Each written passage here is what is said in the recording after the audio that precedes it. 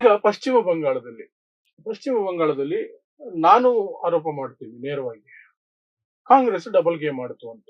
ಯಾಕೆ ಅಂತ ಒಂದು ನಿಮಿಷದಲ್ಲಿ ಹೇಳಿ ನಿಮಗೆ ಅವಕಾಶ ಕೊಡ್ತೀನಿ. ಚುನಾವಣಾ ಪ್ರಚಾರಗಳ ಸಂದರ್ಭದಲ್ಲಿ ರಾಹುಲ್ ಗಾಂಧಿ ಅವರು, ನಿಮ್ಮ ದೊಡ್ಡ ನಾಯಕರು, ಬಿಜೆಪಿಯನ್ನು ಟಾರ್ಗೆಟ್ ಮಾಡಿದ್ದಕ್ಕಿಂತ ಹೆಚ್ಚಾಗಿ ಮಮತಾ ಬ್ಯಾನರ್ಜಿ ಅವರನ್ನ ಟಾರ್ಗೆಟ್ ಮಾಡಿದ್ರು. ಅವ್ರು ನೇರವಾಗಿ ಹೇಳಿದ್ದೇನು ಅಂದ್ರೆ, ಮಮತಾ ಬ್ಯಾನರ್ಜಿ ಅವರು ಬಿಜೆಪಿ ಗೆಲ್ಲೋದಕ್ಕೆ ಏನ್ ಬೇಕೋ ಅದನ್ನ ಮಾಡ್ತಿದ್ದಾರೆ ಅಂತ. Mamata was fighting in supreme court also, ಎಲ್ಲ ಇದಾಯ್ತು. ಮತ್ತೆ ನಿಮ್ಮ ಅತಿ ದೊಡ್ಡ ನಾಯಕ ಇನ್ ವೆಸ್ಟ್ ಬೆಂಗಾಲ್ ಕಾಂಗ್ರೆಸ್ನ ದೊಡ್ಡ ನಾಯಕರಾದಂತ ಅಧೀರ್ ರಂಜನ್ ಚೌಧರಿ ಅವರು ದಿನ ಬೆಳಗಾದ್ರೆ ಬಿಜೆಪಿನ ಒಂದ್ಸಲನ ಅವರು ಟಾರ್ಗೆಟ್ ಮಾಡಲಿಲ್ಲ. ರಾಹುಲ್ ಗಾಂಧಿ ಅವರು ಬಿಜೆಪಿ ಮತ್ತು ಟಿಎಂಸಿ ಟಾರ್ಗೆಟ್ ಮಾಡ್ತಿದ್ರು. ಅಧೀರ್ ರಂಜನ್ ಚೌಧರಿ ಅವರು ಕೇವಲ ಮಮತಾ ಬ್ಯಾನರ್ಜಿ ಟಾರ್ಗೆಟ್ ಮಾಡ್ತಿದ್ರು.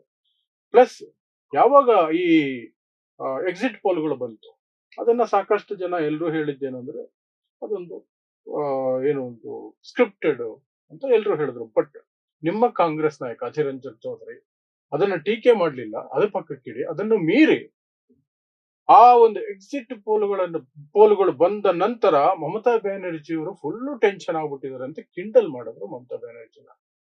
ಸೊ ಈ ಹಿನ್ನೆಲೆಯಲ್ಲಿ ಪಶ್ಚಿಮ ಬಂಗಾಳದಲ್ಲಿ ಕಾಂಗ್ರೆಸ್ ಇಂಡಿಯಾ ಒಕ್ಕೂಟ ಅಂತ ಒಂದು ಇದೆ, ಅದರಲ್ಲಿ ಮಮತಾ ಬ್ಯಾನರ್ಜಿ ಅವ್ರನ್ನ ಇಟ್ಕೋಬೇಕು ಅನ್ನೋದು ನಿಮ್ಮ ಅಭಿಲಾಷೆ. ಅದೇನಾಗುತ್ತೋ ಮುಂದಕ್ಕೆ ಅದು ಬೇರೆ ಪ್ರಶ್ನೆ. ಸೊ ಯಾವ ರೀತಿ ನೋಡ್ತೀರಿ ನಿಮ್ಮ ಫೈಟ್ ಪಶ್ಚಿಮ ಬಂಗಾಳದಲ್ಲಿ? ಮಮತಾ ಬ್ಯಾನರ್ಜಿ ವಿರುದ್ಧ ಇತ್ತ, ಬಿಜೆಪಿ ವಿರುದ್ಧ ಇತ್ತ? ನೋಡಿ, ಕಾಂಗ್ರೆಸ್ ಅನ್ನುವಂಥದ್ದು ಒಂದು ಇಂಡಿಪೆಂಡೆಂಟ್ ಪೊಲಿಟಿಕಲ್ ಪಾರ್ಟಿ ಈ ಭಾರತ ದೇಶದಲ್ಲಿ.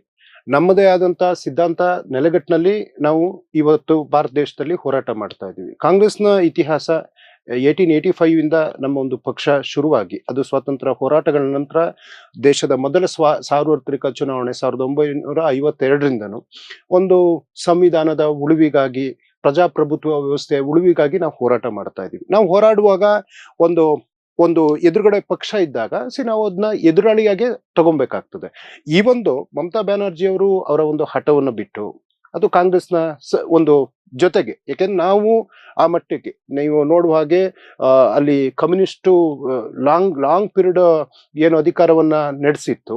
ಸೊ ಅಲ್ಲಿ ಜ್ಯೋತಿ ಬಸು ಅವರು 27 ವರ್ಷಗಳ ಕಾಲ CM ಆಗಿ ಅಲ್ಲಿ ಸೇವೆಯನ್ನ ಮಾಡಿದ್ರು. ತದನಂತರ ಇವತ್ತು ನಾವು 1997ನೇ ಇಸ್ವಿನೂ ನೆನಿಬೇಕಲ್ವಾ? ಮಮತಾ ಬ್ಯಾನರ್ಜಿ ಯಾರು? ಮಮತಾ ಬ್ಯಾನರ್ಜಿ ಕಾಂಗ್ರೆಸ್ ಮ್ಯಾನ್. ಅವರು ಸೋನಿಯಾ ಗಾಂಧಿ ಅವರು ನಮ್ಮ AICC ರಾಷ್ಟ್ರೀಯ ಅಧ್ಯಕ್ಷರಾಗುವಂತ ಸನ್ನಿವೇಶದಲ್ಲಿ ಅವರಾಗ್ಲಿ, ಶರದ್ ಪವಾರ್ ಆಗ್ಲಿ ಕಾಂಗ್ರೆಸ್ನ ಸಖ್ಯವನ್ನ ತೊರೆದು ನಮ್ಮನ್ನ ವಿರೋಧಿಸಿ NDA ಪಾರ್ಟ್ನರ್ ಆಗಿ ಇದ್ದಿದ್ದು ಸತ್ಯ ಅಲ್ವಾ ಸರ್? ನಮ್ಮ ಜೊತೆಗೆ ಇದ್ದು ಅನೇಕ ಟೀಕೆಗಳನ್ನು ಮಾಡಿದ್ರು. It's a politics. ರಾಜಕೀಯದಲ್ಲಿ ಯಾರು ಶತ್ರುನೂ ಅಲ್ಲ, ಯಾರು ಮಿತ್ರನೂ ಅಲ್ಲ, ಏನ್ ಬೇಕಿದ್ರು ಆಗ್ಬೋದು. ಈ ಒಂದು ನಾವು ಏನು ಲೋಕಸಭಾ ಚುನಾವಣೆಯಲ್ಲಿ ಇಂಡಿಯಾ ಒಕ್ಕೂಟದಲ್ಲಿ ಎಲ್ಲರೂ ಒಟ್ಟಿಗೆ ನಾವು ಹೋರಾಟ ಮಾಡುವಂತ ಸನ್ನಿವೇಶಗಳು ಬಂತು. ಆದ್ರೆ ನಾಯಕರುಗಳ ಒಂದು ಹೇಳಿಕೆಗಳು, ನೀವು ನಮ್ಮನ್ನ ಪ್ರಶ್ನೆ ಮಾಡ್ತಾ ಇದ್ದೀರಿ. ಚೌಧರಿಯವರ ವಿಚಾರನ ಕೇಳಿದ್ರೆ ರಾಹುಲ್ ಗಾಂಧಿ ಅವರು ಟೀಕೆ ಮಾಡಿಸಿ, ನಾವು ಒಂದು ಎದುರಾಳಿ ಇದ್ದಾಗ ನಾವು ಶಸ್ತ್ರ ತಗೊಂಡು ಹೋರಾಟ ಮಾಡ್ಬೇಕು ಹೊರತು ಎದುರಾಳಿಗೆ ನೀವು ಯಾವಾಗ್ಲೂ ಗುಲಾಬಿ ಹೂ ಕೊಡ್ತಾ ಇರ್ತೀರಿ. ಅವ್ರ ಗುಲಾಬಿ ಹೂನ ಕತ್ತರಿಸೋದಕ್ಕೆ ನೋಡ್ತಾ ಇರ್ಬೇಕಾದ್ರೆ ಅವ್ರ ಶಸ್ತ್ರ ಇಟ್ಕೊಂಡು ನೀವು ಗುಲಾಬಿ ಹೂ ಇಟ್ಕೊಳ್ಳಿ ಅನ್ನೋ ತರ ನಿಮ್ದಾಯ್ತು. ಇವತ್ತು ಅಲ್ಲಿ ವೆಸ್ಟ್ ಬೆಂಗಾಲಲ್ಲಿ ಹೌದು, ನಾವು ಪಕ್ಷವನ್ನ ಗ್ರಾಸ್ ರೂಟ್ ಲೆವೆಲ್ ಇಂದ ಅಲ್ಲಿ ಬೂತ್ ಮಟ್ಟದಿಂದ ಏಳಿಸ್ಲೇಬೇಕಾಗ್ತದೆ. Yes, nothing is impossible. ನಾವು ಸೋತಿರ್ಬೋದು, ಆದ್ರೆ ಸತ್ತಿಲ್ಲ. ಒಂದಲ್ಲ ಒಂದು ದಿನ, ನಾಳೊಂದು ದಿನ ಇತಿಹಾಸವನ್ನ ನಿರ್ಮಾಣ ಮಾಡ್ತೀವಿ. ಆದ್ರೆ ಇವತ್ತು ಮಮತಾ ಬ್ಯಾನರ್ಜಿಯವರ 2 ರೀತಿಯ ರಾಜಕೀಯ ವೈಚಾರಿಕತೆ, 3 ರೀತಿ ಅಂತ ಹೇಳ್ಬೋದು. ಒಂದು ದಿನ ಕಾಂಗ್ರೆಸ್ ನಲ್ಲಿದ್ರು, ಇನ್ನೊಂದು ದಿನ NDA ಸಖ್ಯಕ್ಕೆ ಹೋದ್ರು, ಮತ್ತೊಂದು ದಿನ ಈಗ ಅವ್ರದ್ದೇ ಆದಂತ ಹೋರಾಟ ಮಾಡಿದ್ರು. ಆದ್ರೆ ಇವತ್ತು ಮಮತಾ ಬ್ಯಾನರ್ಜಿಯವರ ಪಕ್ಷವನ್ನ ನುಂಗ್ ಹಾಕಿರೋದು ಕಾಂಗ್ರೆಸ್ ಅಲ್ಲ ಸರ್. ನಾವು ಯಾವುದೇ ಪ್ರಾದೇಶಿಕ ಪಕ್ಷವನ್ನ ಈ ದೇಶದ ಇತಿಹಾಸದಲ್ಲಿ ಯಾವ ಪಕ್ಷವನ್ನು ತಗೊಳ್ಳಿ, ಯಾರನ್ನು ಅಳಿಸುವ, ನಶಿಸುವ ಕೆಲಸಕ್ಕೆ ಕಾಂಗ್ರೆಸ್ ಕೈ ಹಾಕಿಲ್ಲ. ಎಲ್ಲಾ ರಾಜ್ಯಗಳಲ್ಲೂ ಪ್ರಾದೇಶಿಕ ಪಕ್ಷಗಳು, ನಮ್ಮ UPA 1 or 2 ನೀವು ನೋಡಿ, ಅಥವಾ ಹಿಂದೆ ಇಂದಿರಾ ಗಾಂಧಿ ಅವರಿದ್ದಾಗ, ರಾಜೀವ್ ಗಾಂಧಿ ಅವರಿದ್ದಾಗ, PV ನರಸಿಂಹರಾಯ್ ಅವರಿದ್ದಾಗ, ನೆಹರು ಕಾಲದಿಂದ ನೀವು ನೋಡ್ತಾ ಬನ್ನಿ, ಅವರು ಸ್ವತಂತ್ರವಾಗಿ ಆಳ್ವಿಕೆ. ಇವತ್ತು ಯಾವೊಂದು ಬಿಜೆಪಿಗೆ ಗೊತ್ತಿಲ್ಲದೆ ರತ್ನಗಂಬಳಿಯ ರೀತಿ ಪಶ್ಚಿಮ ಬಂಗಾಳಕ್ಕೆ ಬಿಟ್ಕೊಂಡಂತ ದೀದಿಯವರ ಪಕ್ಷದ ಪರಿಸ್ಥಿತಿ, ಅವರ ಕಚೇರಿಯ ಪರಿಸ್ಥಿತಿ ಅಥವಾ ಅವರ ಪರಿಸ್ಥಿತಿ, ಅವ್ರನ್ನ ಒದ್ದಿದ್ದಾರೆ ಅನ್ನುವಂತ ಆರೋಪ ಮಾಡ್ತಾ ಇದ್ದಾರೆ. ಅವ್ರ ಕಚೇರಿಯೆಲ್ಲ ಬೆಂಕಿ ಹಾಕಿ ಸುಡ್ತಾ ಇರೋರು ಯಾರು? ನೀವೇ ಅವಕಾಶ ಮಾಡಿಕೊಟ್ಟಂತ ಬಿಜೆಪಿ. ಆದ್ರೆ ಒಂದು ರಾಜಕೀಯವಾಗಿ ನಮ್ಮ ನಾಯಕರುಗಳು ಮಾತಾಡಿದ್ದಾರೆ. ಅದನ್ನೇನು ನಾನು ವೈಭವವಾಗಿ ಹೇಳಲಿಕ್ಕೆ ಹೋಗುದಿಲ್ಲ, ಅದು ವಿಶೇಷ ಅರ್ಥವನ್ನು ಕಲ್ಪಿಸಲಿಕ್ಕೆ ಹೋಗುದಿಲ್ಲ. ರಾಜಕೀಯ ಟೀಕೆ. ಅವ್ರು ಈಗ ನಮ್ಮ ಕಾಂಗ್ರೆಸ್ ಅಭ್ಯರ್ಥಿ ನಿಂತಾಗ TMC ಅವರೆಲ್ಲ ಬಂದೇನಾರ ಕಾಂಗ್ರೆಸ್ಸಿಗೆ ಓಟ್ ಹಾಕ್ತಾರ? ಅವ್ರದ್ದು ಅಭ್ಯರ್ಥಿಗೆ ಅವ್ರು ಓಟ್ ಹಾಕ್ತಾರೆ. ನಾವು ಯಾವ ರೀತಿ ಮತ ಸೆಳಿಬೇಕು ಆ ಕೆಲಸವನ್ನ ಖಂಡಿತವಾಗ್ಲೂ ಕಾಂಗ್ರೆಸ್ ಪಕ್ಷ ವೆಸ್ಟ್ ಬೆಂಗಾಲ್ ಅಲ್ಲಿ ಮಾಡಿದೆ ಸರ್. ಓಕೆ. ಸೊ ಈಗ ನೀವು ಹೇಳಿದ್ರೆ ಅದು ಸ್ಪರ್ಧೆ ಸಂದರ್ಭದಲ್ಲಿ ಟೀಕೆ ಮಾಡ್ಲೇಬೇಕಾಗತ್ತೆ, ನಾವು ಮಾಡಿದೀವಿ ಆಡಳಿತ ಪಕ್ಷದ ವಿರುದ್ಧ ಅಂತ. ಅದೇ ನಿಲುವಲ್ಲಿ ಉಳಿಬೇಕಾಗಿತ್ತು. ಈಗ ಎಲೆಕ್ಷನ್ ನಾನು ಹೇಳ್ದಂಗೆ ಎಕ್ಸಿಟ್ ಪೋಲ್ ಬಂದಾಗ ನೀವೇನು ಹೇಳಿದ್ರಿ, ಒಂದು ಕಡೆ ನಿಮ್ಮದೇ ಕೂಗಿದೆ ಕಾಂಗ್ರೆಸ್ ಎಲೆಕ್ಷನ್ ಕಮಿಷನ್ ಅನ್ನ ಇವರು ಗುಲಾಮರು ಮಾಡ್ಕೊಂಡಿದ್ದಾರೆ, ಅಲ್ಲಿಂದ ಕೆಲಸ ಮಾಡಿಸ್ಕೊಳ್ತಾರೆ, ಮೋಸ ಮಾಡ್ತಾರೆ, ದ್ರೋಹ ಮಾಡ್ತಾರೆ ಎಲ್ಲ ಅಂತ ಕಾಂಗ್ರೆಸ್ ಕೂಗಿದೆ. ಅದೇ ಕೂಗನ ಮಮತಾ ಬ್ಯಾನರ್ಜಿ ಎತ್ತಿದಾಗ ನಿಮ್ಮ ನಾಯಕ ಅಧೀರ್ ರಂಜನ್ ಚೌಧರಿ ಕಿಂಡಲ್ ಮಾಡ್ತಾರೆ, ಎಕ್ಸಿಟ್ ಪೋಲ್ ನೋಡಿ ಪೂರ್ತಿ ಟೆನ್ಷನ್ ಆಗ್ಬಿಟ್ಟಿದ್ದಾರೆ ಅಂತ. ಎಲೆಕ್ಷನ್ ಮುಗಿದ ನಂತರ ನಿಮ್ಮ ರಾಹುಲ್ ಗಾಂಧಿ ಅವರು ನಿನ್ನೆ ಹೇಳಿಕೆಯನ್ನು ಕೊಡ್ತಾರೆ, ಹೌದು ಎಲೆಕ್ಷನ್ ಕಮಿಷನ್ ಮೋಸದಾಟ ಆಡಿದೆ ಇಲ್ಲಿ ಅಂತ. ಸೊ ಅದನ್ನ ಹೇಗೆ ನೀವು ಸಮರ್ಥಿಸ್ಕೊಳ್ತೀರಿ? ನೀವು ಎಲೆಕ್ಷನ್ ಟೈಮ್ ಅಲ್ಲಿ ಬಿಜೆಪಿ ಮಾಡಿರುವಂತಹ ಎಕ್ಸಿಟ್ ಪೋಲ್ ಆಗಿರ್ಬೋದು ಅಥವಾ ಎಲೆಕ್ಷನ್ ಕಮಿಷನ್ ನಡೆನ ನೀವು ಯಾವತ್ತೂ ಟೀಕಿಸ್ಲಿಲ್ಲ. ವೆಸ್ಟ್ ಬೆಂಗಾಲ್ ಅಲ್ಲಿ ಟೀಕಿಸ್ಲಿಲ್ಲ, ನೀವು ಬೇರೆ ಕಡೆ ಟೀಕೆ ಮಾಡ್ಕೊಂಡ್ರಿ. ವೆಸ್ಟ್ ಬೆಂಗಾಲ್ ನಲ್ಲಿ ಎಲೆಕ್ಷನ್ ಕಮಿಷನ್ ಅಂದಾಗೆಲ್ಲ ಕಿಂಡಲ್ ಮಾಡಿದ್ರು ಯಾರು, ಚೌಧರಿ ಅವರು. ಸೋಲೋ ಭಯದಲ್ಲಿ ಮಮತಾ ಬ್ಯಾನರ್ಜಿ ಮಾತಾಡ್ತಿರೋದು ಅಂತ.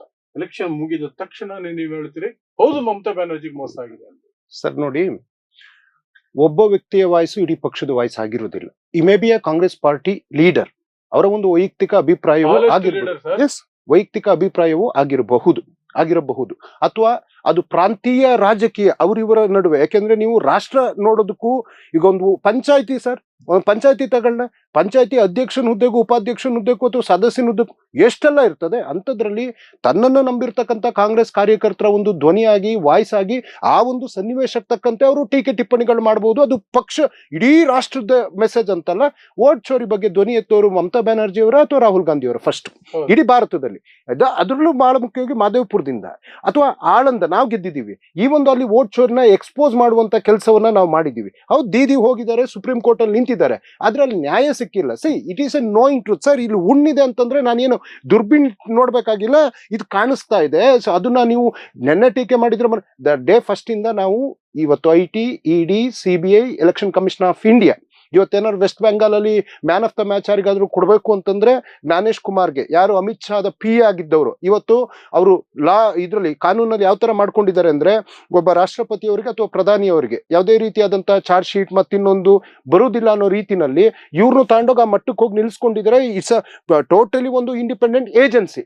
ನಾಳೆ ದಿನ ಅವ್ರನ್ನ ಎಲ್ಲಿ ಜೈಲಿಗೆ ಕಳಿಸ್ಬೇಕಾಗ್ತದೆ ಅಂತೇಳಿ ಅವರು ಇವತ್ತು ಏನು ಸಂಸತ್ನಲ್ಲಿ ಅದಕ್ಕೂ ತಿದ್ದುಪಡಿಗಳನ್ನ ತರುವಂತ ಕೆಲ್ಸಕ್ಕೆ ಹೋಗಿದ್ದಾರೆ. ಅಂದ್ರೆ ಹೇಡಿಗಳ ಒಂದು ಕೊನೆಯ ಅಸ್ತ್ರ ಇರುವಂತದ್ದೇ. ಈಗ ಸಾವರ್ಕರ್ ಸಂತಾನ ಅಲ್ವಾ ಸರ್, ಒಂದು ಕ್ಷಮಾಪಣೆ ಕೇಳಬೇಕು, ಇಲ್ಲ ಅವರಿಂದ ಪಿಂಚಣಿ ತಾಂಬೇಕು, ಇಲ್ಲ ಅವರಿಗೆ ಜೀಹುಜರ್ ಅನ್ಬೇಕು. ಇವತ್ತು ನ್ಯಾಯಾಂಗ ವ್ಯವಸ್ಥೆಯನ್ನೇ ಅವರು ಅಲ್ಲಾಡಿಸುವ ಮಟ್ಟಕ್ಕೆ ಅವ್ರು ಹೋಗಿದ್ದಾರೆ. ಆದ್ರೆ we are the voice of India. ನಾವು ಕಾಂಗ್ರೆಸ್ ಭಾರತ ದೇಶದ ಧ್ವನಿ. ಹಾಗಾಗಿ ವೋಟ್ ಚೋರಿ, ಯಾಕೆಂದ್ರೆ ನಮ್ಮ ಪ್ರಜಾಪ್ರಭುತ್ವದ ಕಗ್ಗೊಲೆ ಧಕ್ಕೆ ಆಗ್ತಾ ಇದೆ ಅಂದಾಗ ಕಾಂಗ್ರೆಸ್ ಧ್ವನಿ ಎತ್ತಿದೆ. ನಮ್ಮ ಹೋರಾಟದ ಧ್ವನಿ ಅಡಗಿಸ್ಲಿಕ್ಕೂ ಆಗುದಿಲ್ಲ, ನಿಲ್ಲುವುದೂ ಇಲ್ಲ. ದೀದಿಯವರ ಹೋರಾಟಕ್ಕೂ ಕಾಂಗ್ರೆಸ್ನ, ಯಾಕೆಂದ್ರೆ ಒಂದು ನಾಯಕ ಪ್ರಾಂತೀಯ ವಿಚಾರವನ್ನ ನೀವು ಈ ಒಂದು ಇದಕ್ಕೆ ಲಿಂಕ್ ಮಾಡೋದ್ರ ಬದಲು ರಾಹುಲ್ ಗಾಂಧಿ ಯಾವಾಗ್ಲೂ ನಮ್ಮ ಇಂಡಿಯಾ ಒಕ್ಕೂಟದಲ್ಲಿ ಜೊತೆಗೆ ನಿಂತಿದ್ದೀವಿ. ಇದೊಂದು ರಾಜ್ಯದ ಚುನಾವಣೆ ಆಗಿದ್ದಾಗ ಪಕ್ಷದ ನಿರ್ಧಾರಕ್ಕೂ ನಾವು ಬದ್ಧವಾಗಿರ್ಬೇಕಾಗುತ್ತೆ ಸರ್.